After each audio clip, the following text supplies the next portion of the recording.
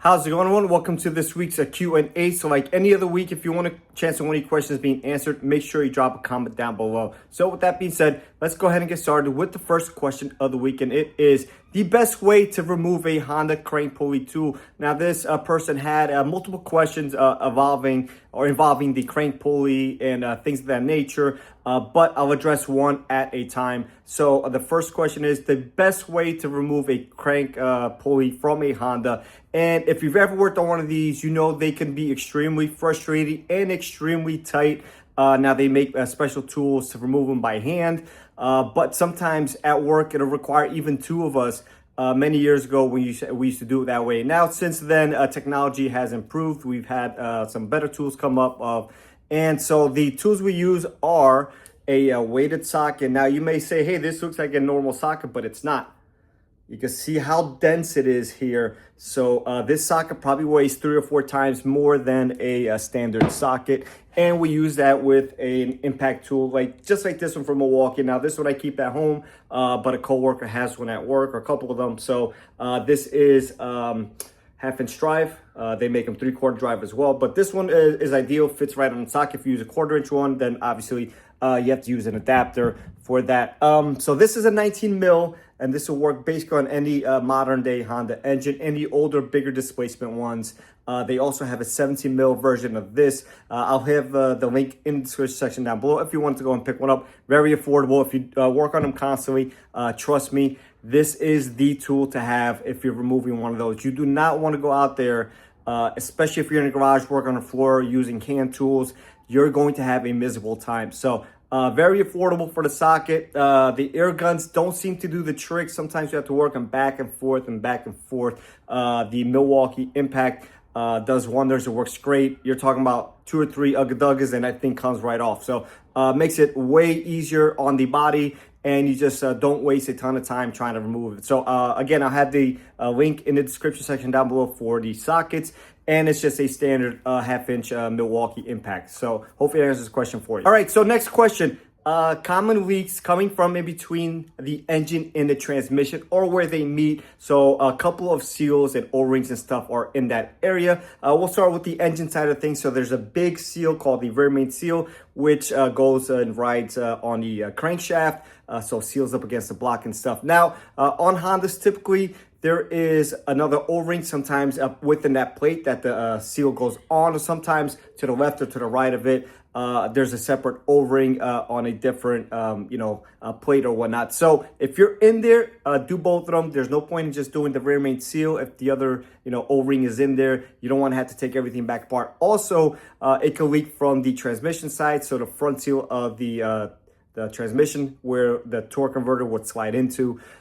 So that's the common stuff. If I go in there 9 out of 10 times, I'm doing all 3 seals. I'm not playing around. We're in there. It's very labor intensive. The seals probably add up to like $50 total, if that. Do use OEM seals. You do not want to go and use aftermarket seals, and you put everything back together and you still have a leak of some sort.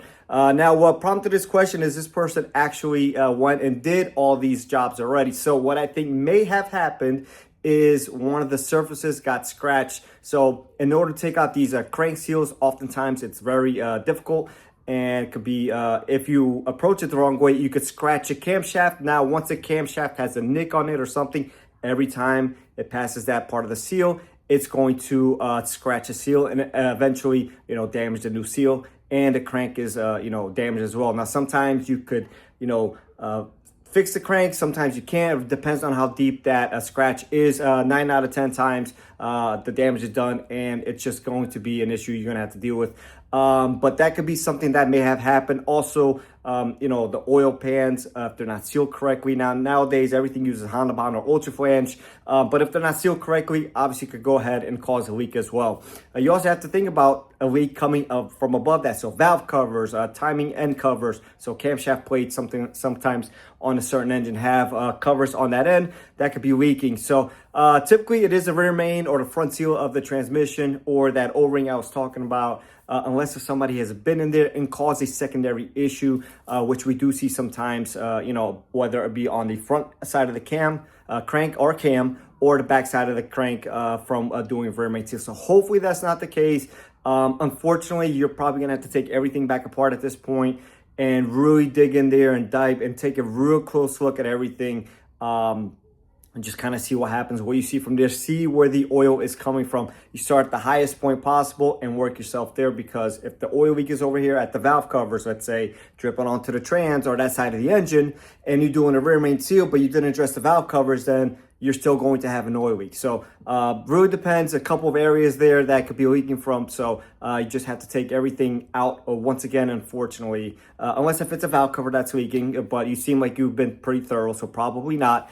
And really just taking there, getting a good look at everything, a really close look at that crankshaft. Hopefully that's not the case, but if it is, then you have to decide what the best course of action at that point is. So hopefully that answers this question for you. All right, coolant funnel versus vacuum bleeding. So I personally like to use a coolant funnel. A couple of my coworkers actually do the vacuum bleed system, or that way. The only time I do it is on the prologues, because that's really the only way to do it on these cars. That we have a specific one just for that with special adapters for the GM application, obviously. So yeah, my coworker does it, or a couple of them do it, and they typically don't have any issues. We've had one or two situations where it was older vehicle, everything was brittle, and unfortunately we caused some additional leaks that weren't there initially. Now, those leaks would have happened eventually anyways, but that, vacuum and pressure and whatnot of that could cause additional leaks, prematurely, or something if you're just trying to do a bleeding procedure and you cause this new issue. So just something to keep in mind. Personally, I like to use a funnel. And at times when I still have issues, I raise the front end a little bit, and that works every time. I've never had an issue. Does it take longer? Absolutely it does. But I have two bays, so usually I'll let one car run while I work on a second car.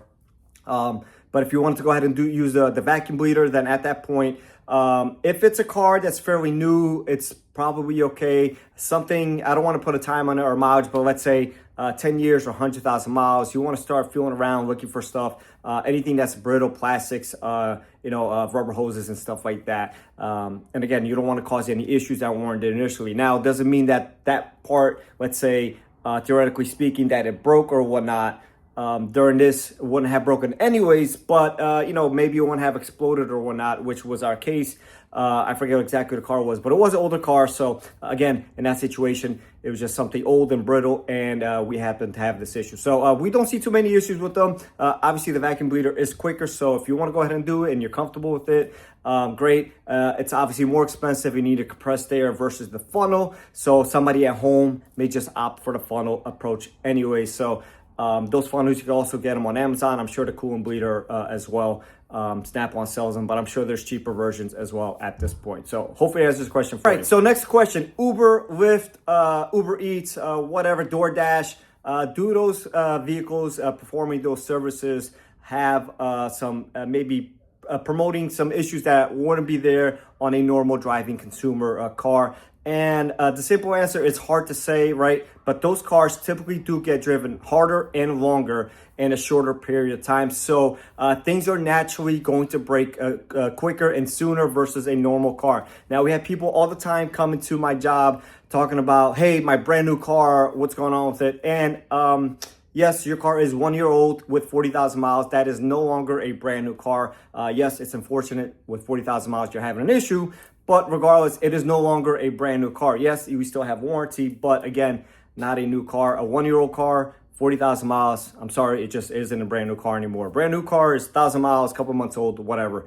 But anyways, if you are one of these people that are racking up extreme amount of miles, you do have to do more maintenance on them. I mean, it just is what it is. Most of these Uber and Lyft people, they ignore their maintenance. Now, I'm not saying that's all of them. There's some people that are very maintenance orientated and whatnot. But most of them, from what I see in my experience, they come in, negative oil changes, all the fluids are overdue, tires are worn out, et cetera, et cetera. And, that leads to issues down the road. So initially, the cars don't have issue. But again, we're racking up a ton of miles here in a short period of time. So if we're doing 40, 50,000 miles a year, by, year 3, we're talking 100 plus 1,000 miles potentially. And at that point, you're talking major interval services with the addition of the smaller items that they probably didn't get to up to that time leading to that. So if you are one of these people, just keep in mind, this is how you make your money. You have to invest in what you're making your money with. Just like I had to buy more tools, teachers have to get school supplies, training, whatever the case may be. This is your money maker. So invest in your money maker. Do the proper maintenance. Be aggressive with your maintenance. This car, if you treat it right, chances are it's going to treat you right as well. With the exception of some models that the issues are inevitable, but 9 out of 10 times, if you do the right thing and you treat your car right and you just maintain it properly.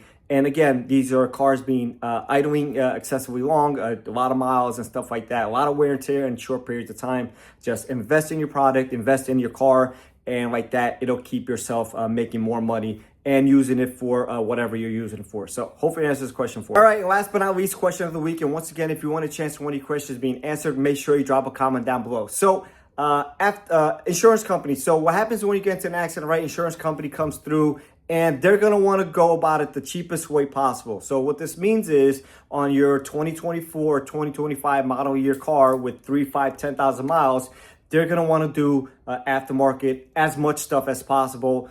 And we see this all the time. The biggest issue we see here is headlights nowadays. Honda headlights going to be, $1,000, $1,500. And one from Depot is going to be $200-$300. So what's the insurance company going to do? They're going to want to do a Depot one, of course, because it's cheaper for them. And most of that stuff is in that fine print that none of us read and that we're supposed to. Unfortunately, we don't read it, and it is in there. So what you could do as a consumer, if this does approach you, you got into an accident. Hey, what parts are being replaced, and are they OEM or are they aftermarket? And they have to tell you, right? At that point, you could either live with it or you could pay for the difference on top of your deductible if you have it. So let's say a headlight was $1,500, an aftermarket one is $300. You would have to pay that difference. Or maybe they could source you a used one, depending on the insurance company. Sometimes they'll play ball, sometimes they won't. So, but me, myself, if one of my vehicles was damaged in an accident of some sort, then at that point, I know what I would do. I would want everything as much as OEM as possible. Somebody else may not care, which is great. But the biggest issues we see here are these aftermarket headlights. People come in like, hey, my car has warranty. It's 2 years old. The headlights flickering or blinking or not working or causing lights or the ignition's turning on, whatever the case may be. And yes, all those are scenarios that we've seen with those. So we'll get them. And we'll go and I'll look, sure enough, the headlight says Depot or, some other brand, whatnot. Most times it's Depot. And they're saying, well, insurance, fixed it. Should be covered under warranty or whatnot. Unfortunately, we can't send a headlight back to Honda that says Depot on it. They're not going to pay for it. And I'm sure as hell not paying for it. So at that point, you could either call your insurance company or you could pay for it, try to get reimbursed. Whatever the case may be, they could replace it with another Depot light. It really depends on the insurance company. But again, yes, you could pay for the difference. In the event of a collision, first thing I would do, once again, call them what parts are being replaced and are they OEM or not. Hey, can I pay the difference? And most times they're willing to work out. They just don't want to pay. They want to pay the least amount possible.